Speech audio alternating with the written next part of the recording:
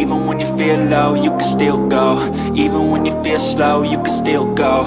Even when there's no hope, you can still go. Go, go, go, go, go, go, go, go. Hello everyone, welcome to J chemistry. तो DSSB की तरफ से कुछ vacancies आई हैं जिसके बारे में हम डिस्कस करने वाले हैं इस वीडियो में। तो आपको क्या करना है, इन वैकेंसीज के बारे में जानने के लिए टाइप करना है गूगल पे DSSB करंट वैकेंसी। तो यहाँ पर आपका इस तरह का ये पेज खुल के आएगा जिसमें आपको फर्स्ट लिंक पे ही क्लिक करना है। ठीक है, ध्यान रखना ऑफिशियल वेबसाइट को ही विजिट करना है, DSSB.delhi.gov.in। ये आपकी ऑफिशियल वेबसाइट है। इस लिंक पे जैसे ही आप क्लिक करोगे इस तरह का आपका पेज ऐसे खुल के आ जाएगा। ठीक है, तो यहाँ पर आप देखोगे तो वैकेंसी नोटिस एडवर्टाइजमेंट नंबर 03/23, इस नोटिस को ही आपको ओपन करना है। यही हमारे काम का है। ठीक है, तो इसको ओपन करते हैं और जो इस जॉब वैकेंसी से रिलेटेड जो भी आपकी रिक्वायरमेंट्स हैं उन सबको हम डिस्कस करने वाले हैं। ठीक है, तो इसको डाउनलोड करेंगे और स्टार्ट करते हैं। तो ये हमारी एडवर्टाइजमेंट ओपन हो चुकी है। आप देख सकते हैं government of NCT of Delhi, Delhi subordinate service selection board, that is DSSB की तरफ से वैकेंसी आई है। ठीक है, एडवर्टाइजमेंट नंबर मैंने बता ही दिया, 03/23 है आपका। कुछ इंपॉर्टेंट डेट्स देख लेते हैं भाई। डेट्स देखो तो जो एप्लीकेशन आपकी स्टार्ट हुई है वो 21 नवंबर से ऑलरेडी स्टार्ट हो चुकी है, और जो इसकी लास्ट डेट है अप्लाई करने की वो 20 दिसंबर है। तो इससे पहले पहले अप्लाई करना है, ध्यान रखना है। ठीक है, अब पोस्ट के बारे में देख लेते हैं भाई, कौन सी पोस्ट हमारी केमिस्ट्री से रिलेटेड है। तो यहाँ देखो 34 नंबर पे एक पोस्ट लिखी हुई है, पोस्ट कोड है आपका 105/23। ठीक है, साइंटिफिक असिस्टेंट केमिस्ट्री की ये पोस्ट है फॉरेंसिक साइंस लेबोरेटरी में, ग्रुप सी की पोस्ट है। और जो वैकेंसी वगैरह हैं वो हम आगे भी डिस्कस करेंगे। ठीक है, मैं यहाँ पर नहीं बता रहा, यहाँ पे सिर्फ मैं पोस्ट कोड बता रहा हूँ। नेक्स्ट जो पोस्ट है हमारी वो है ये 43 नंबर वाली 114/23, ये सीनियर साइंटिफिक असिस्टेंट की पोस्ट है और ये ड्रग्स कंट्रोल डिपार्टमेंट में, और ये ग्रुप बी की है। जो पहली वाली थी वो ग्रुप सी की थी और जो दूसरी वाली है वो ग्रुप बी की है। ठीक है, नीचे यहाँ पर लिंक दिया हुआ है जहाँ से आपको अप्लाई करना है ना, इस वाली साइट से DSSBonline.nic.in, इस साइट से आपको अप्लाई करना है। ठीक है, अभी हम इसके बारे में डिस्कस करेंगे आगे। तो आगे चलते हैं। अब सीधा आपको जाना है भाई किस पे, पेज नंबर 20 पे, पेज नंबर 20 पे सीधा जाना है आपको, ये रही। ठीक है, तो यहाँ पर आप देखोगे पोस्ट आपकी 105/23 है और इससे रिलेटेड जो भी आपकी क्वालिफिकेशन वगैरह मांगी हुई है वो सब चीज़ें यहाँ पर मेंशन की हुई है। तो ठीक है, यहाँ पर देखते हैं हम। तो यहाँ पर सबसे पहले नंबर ऑफ़ वैकेंसीज़ की बात करेंगे तो अनरिजर्व के लिए 3 वैकेंसीज़ हैं, OBC के लिए 3 वैकेंसीज़ हैं। ये कौन सी पोस्ट की बात कर रहा हूँ मैं, साइंटिफिक असिस्टेंट केमिस्ट्री की पोस्ट की बात कर रहा हूँ। ठीक है, सीनियर वाली की बात नहीं कर रहा हूँ। तो यहाँ पर 3 अनरिजर्व, 3 OBC और 1 EWS की। SC और ST कैंडिडेट्स के लिए कोई पोस्ट नहीं है। अगर वो अप्लाई करना चाहते हैं तो एज अ जनरल कैंडिडेट की तरह से उनको अप्लाई करना पड़ेगा।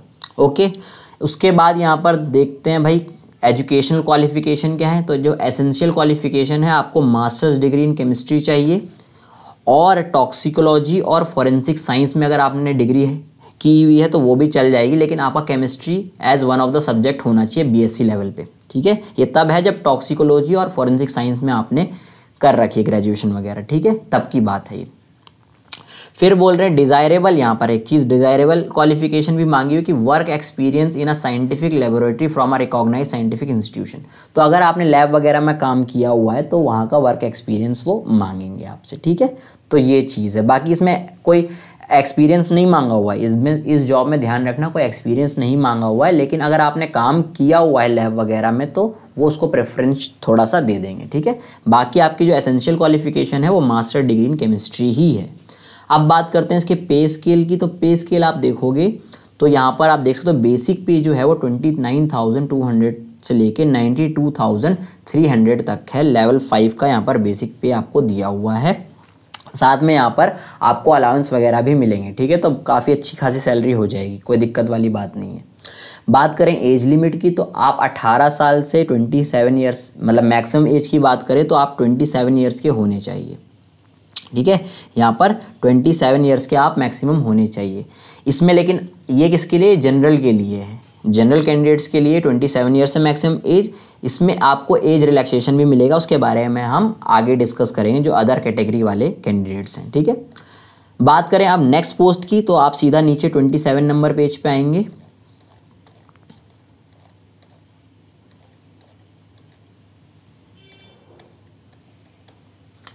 तो यहाँ पर इसका पोस्ट कोड आप देख सकते हो क्या है 114/23 और ये सीनियर साइंटिफिक असिस्टेंट, वो साइंटिफिक असिस्टेंट था, ये सीनियर साइंटिफिक असिस्टेंट की पोस्ट है। इसमें अगर मैं वैकेंसीज़ की बात करूँ तो अनरिजर्व के लिए 3 वैकेंसीज़ हैं, ओबीसी के लिए 1 और ईडब्ल्यूएस के लिए 1। यहाँ पर टोटल आपकी 5 वैकेंसीज़ है, वहाँ पर टोटल आपकी 7 वैकेंसीज़ थी, ठीक है। एक वैकेंसी और है यहाँ पर पीडब्ल्यूडी कैंडिडेट्स के लिए भी, वो बैकलॉग वैकेंसी है, ठीक है।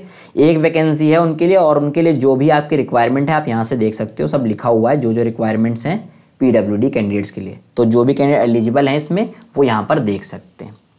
बात करें इसकी एजुकेशन क्वालिफिकेशन की, तो वही पोस्ट ग्रेजुएट डिग्री होनी चाहिए इन केमिस्ट्री में हो या फार्मेसी में हो या बायोकेमिस्ट्री, मतलब आपकी एमएससी होनी चाहिए केमिस्ट्री, फार्मेसी या बायोकेमिस्ट्री में फ्रॉम आ रिकॉग्नाइज यूनिवर्सिटी। और हाँ, यहाँ पर एक चीज़ ध्यान रखना, इसके लिए आपका 1 ईयर एक्सपीरियंस मांगा हो in the field of chemical analysis of drug from a recognise institution और इक्विवेलेंट, ठीक है। मतलब कि ड्रग से रिलेटेड आपने 1 साल कहीं ना कहीं काम किया होना चाहिए, तभी इस पोस्ट के लिए अप्लाई कर सकते हो, इस वाली के लिए, ठीक है। या फिर आप अल्टरनेटिवली आप डिग्री इन फार्मेसी हो, science with chemistry, botany and zoology from a recognise university और इक्विवेलेंट। इसमें अगर आपने ऐसे ग्रेजुएशन कर रखी है फार्मेसी साइंस वगैरह में तो आपको 3 साल का एक्सपीरियंस मांगा हुआ है, ठीक है, इसी ड्रग रिलेटेड केमिस्ट्री में। क्लियर हो गया। डिज़ायरेबल कोई यहाँ पर एक्सपीरियंस नहीं मांगा हुआ, बस एसेंशियल क्वालिफिकेशन और एसेंशियल एक्सपीरियंस आपका यही है 1 ईयर वाला।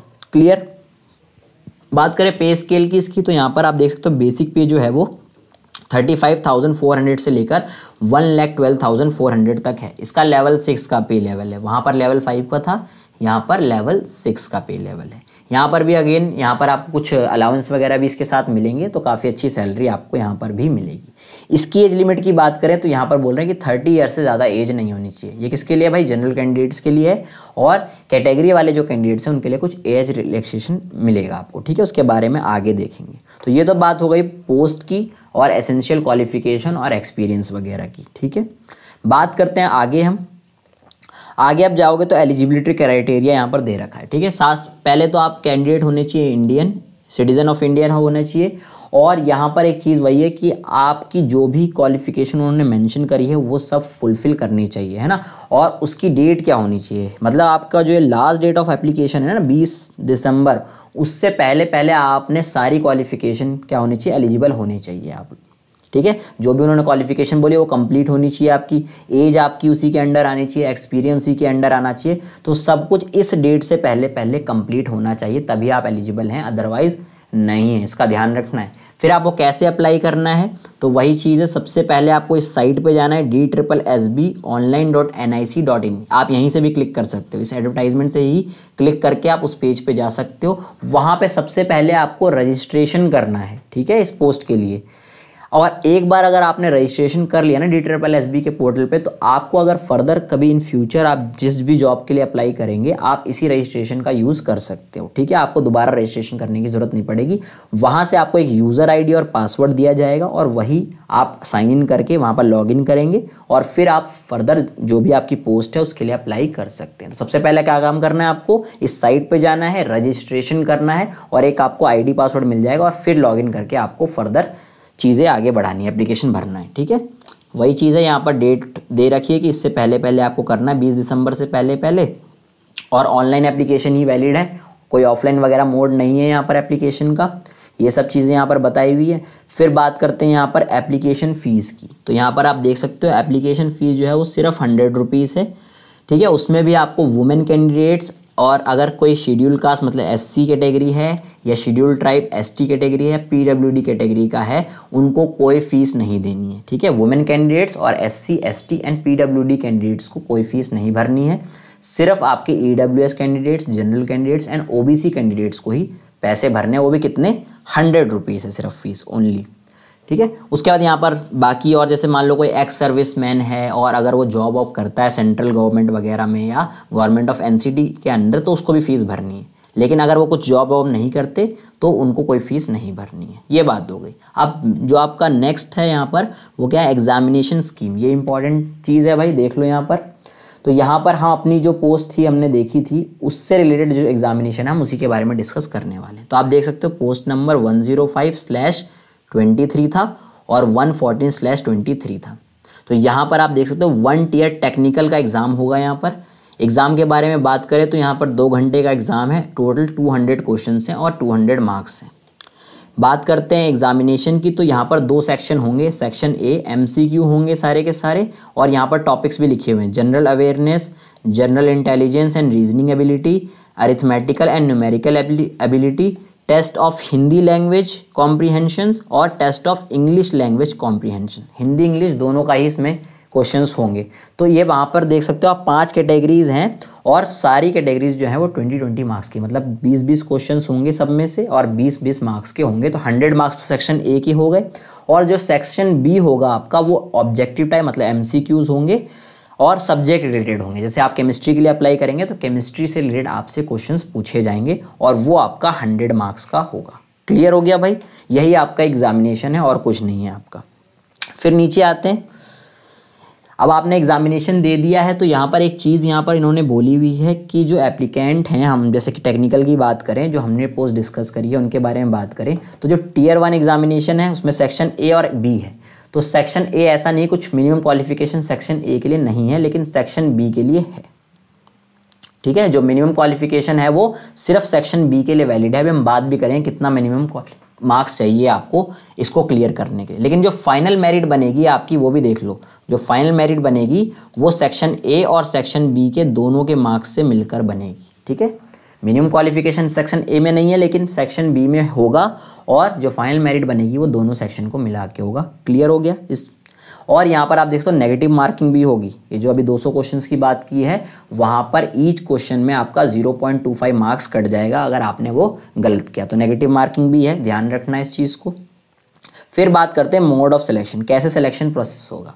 तो भाई the selection shall be made through 1 tier और 2 टियर एग्जामिनेशन स्कीम। जो एग्जामिनेशन स्कीम है उसी के बेसिस पे आपका सिलेक्शन होगा, यहाँ पर ये बोला गया है। ठीक है, कुछ इंटरव्यू के वगैरह के बारे में कुछ नहीं बताया गया है। मतलब कि अभी अगर इसकी माने हम एडवर्टाइजमेंट की, तो जो आप एग्ज़ाम दोगे ना उसी के बेसिस पे आपकी मेरिट लिस्ट आएगी और वहीं से सिलेक्शन हो जाएगा आपका। बस खाली हाँ डॉक्यूमेंट वेरिफिकेशन वगैरह होंगे, उसके बाद ही आपका सिलेक्शन होगा। हाँ ये भी ध्यान रखना, सिलेक्शन क्या होगा, प्रोविजनल रहेगा जब तक आपका पूरा का पूरा इंक्वायरी नहीं हो जाती, आपके डॉक्यूमेंट वेरीफाई नहीं हो जाते, सब कुछ आपका एलिजिबिलिटी क्राइटेरिया पूरा नहीं होता, सब कुछ देख दाख के फिर ही आपको वहाँ पर जॉब दी जाएगी, अदरवाइज़ नहीं दी जाएगी। ठीक है, ये नहीं कि एग्ज़ाम क्लियर कर लिया तो जॉब मिलेगी, ऐसा नहीं है। पहले आपकी पूरी इंक्वायरी होगी, उसके बाद ही आपको यहाँ पर जॉब दी जाएगी। ठीक है, ये बात हो गई। बात करते हैं भाई एग्जामिनेशन आप दोगे कंप्यूटर बेस्ड होगा, ऑनलाइन बेस्ड। वहाँ पर उसके बाद जब आप एग्ज़ाम दे दोगे तो आंसर की होगी। अब वो जब आंसर की आएगी तो आप उसको चैलेंज भी कर सकते हो, वही सब यहाँ पर लिखा हुआ है, आप पढ़ सकते हो। ठीक है, चैलेंज कर सकते हो। उसके बाद बात करें भाई मिनिमम क्वालिफिकेशन मार्क्स की बात करेंगे। यहाँ पर देख सकते हो बोला गया जनरल और EWS के लिए आपको 40% चाहिए, है ना, जैसे सेक्शन बी की बात कर रहे हैं हम। और OBC के लिए दिल्ली के, हाँ ये भी ध्यान रखना, अभी हम आगे डिस्कस करेंगे इसको। जो OBC कैंडिडेट्स हैं वो सिर्फ दिल्ली के ही हो सकते हैं। अगर आप आउटसाइड दिल्ली के OBC कैंडिडेट्स हैं तो आप जनरल में ही काउंट किए जाएंगे। उनके लिए 35% है यहाँ पर minimum qualification mark. SC ST PWD candidates के लिए 30% है। क्लियर हो गया। फिर वही है कि इन मिनिमम मार्क्स के अलावा क्या कर सकता है DSSB कुछ कट ऑफ वगैरह भी बोल सकता है। मतलब मान लो किसी बहुत सारे बच्चे आ गए और सबने अच्छा स्कोर किया हुआ है तो फिर वो वहाँ पर कुछ मिनिमम कट ऑफ मार्क्स रख देंगे, वो क्लियर करना ज़रूरी है। क्लियर हो गई ये बात, ठीक है। नेक्स्ट चलते हैं यहाँ पर। नेक्स्ट आगे वही है कि रिजर्वेशन बेनिफिट्स आप देख सकते हो। यहाँ पर जो भी आपके कैटेगरी कैंडिडेट्स हैं वो अपना रिजर्वेशन बेनिफिट जो उनको मिल रहे हैं वो यहाँ से पढ़ सकते हैं। अब यहाँ पर देखो OBC की बात कर रहा था ना मैं कि OBC किसके होने चाहिए, सिर्फ दिल्ली के होने चाहिए। ठीक है, ये ध्यान में रखना। आउटसाइड दिल्ली के अगर OBCs हैं तो वहाँ पर उनको अनरिजर्व में काउंट किया जाएगा। और कौन कौन से सर्टिफिकेट आपको प्रोड्यूस करने हैं एज अ OBC तो आप यहाँ से पढ़ सकते हो। ये 2 चीज़ें आपकी लिखी हुई है। बात करते हैं एज रिलैक्सेशन की। तो एज रिलैक्सेशन आप देख सकते हो SC ST के लिए, ग्रुप B और C के लिए 5 ईयर्स का एज रिलैक्सेशन है, OBC के लिए 3 ईयर का है, PWD के लिए 10 ईयर्स का है। और अगर आप PWD प्लस SC ST हैं तो 15 ईयर्स का है, और PWD और OBC हैं तो 13 ईयर्स का है। बाकी भी एज रिलैक्सेशन है कुछ, जैसे एक्स सर्विसमैन वगैरह के लिए आप यहाँ से पढ़ सकते हो। क्लियर। फिर इंपॉर्टेंट इंस्ट्रक्शंस की बात करेंगे कैंडिडेट्स के लिए, तो आपको ये पूरा पढ़ना है, ध्यान रखना है, इसको पढ़ना है अच्छे से ताकि आपको पता चले कि आप एलिजिबल हो भी कि नहीं हो। ठीक है, सारी चीज़ें यहाँ पर बताई हुई हैं कैसे क्या करना है। इंपॉर्टेंट इंस्ट्रक्शंस हैं कुछ, ये पढ़ लेना। और फिर हम बात करते हैं यहाँ पर जनरल इंस्ट्रक्शंस कुछ दे रखी है। हाँ, यहाँ पर एक चीज़ ध्यान रखना इस पॉइंट को कि जो ऑनलाइन एग्जामिनेशन के सेंटर्स हैं वो सिर्फ दिल्ली में होंगे, दिल्ली या एनसीआर में, ठीक है। तो जो भी आप आउटसाइड से भी अगर अप्लाई कर रहे हो तो आपको दिल्ली या एनसीआर में आना पड़ेगा एग्ज़ाम देने के लिए, ठीक है। बाहर कोई सेंटर नहीं होगा, इसका भी आपको खास ध्यान रखना है। तो बस हमने मोटा मोटा सारा जो हमें जानना था इस वैकेंसी से रिलेटेड हमने सब जान लिया है। और आप इसके अलावा भी आप पूरा ये एडवर्टाइजमेंट पढ़ सकते हो अगर कोई चीज़ मैंने छोड़ दी हो। वैसे मैंने छोड़ी नहीं है, मैंने मोटा मोटा जो चीज़ें आपको चाहिए वो सब बता दिया है, ठीक है। बाकी वही चीज़ और भी लिखी हुई है कि यहाँ पर फोटोग्राफ वगैरह आपको चाहिए होगी, रीसेंट फोटोग्राफ देना है। और आपका जो मेल होगा, ईमेल आईडी और फ़ोन नंबर वही देना जो आप फ्रीक्वेंटली यूज़ कर रहे हो, ठीक है। इस बात का ध्यान रखना। तो आई होप आप लोगों के लिए वीडियो हेल्पफुल रही होगी, आप इस वैकेंसी में अप्लाई करें, ठीक है। मिलते हैं नेक्स्ट वीडियो में। Happy learning.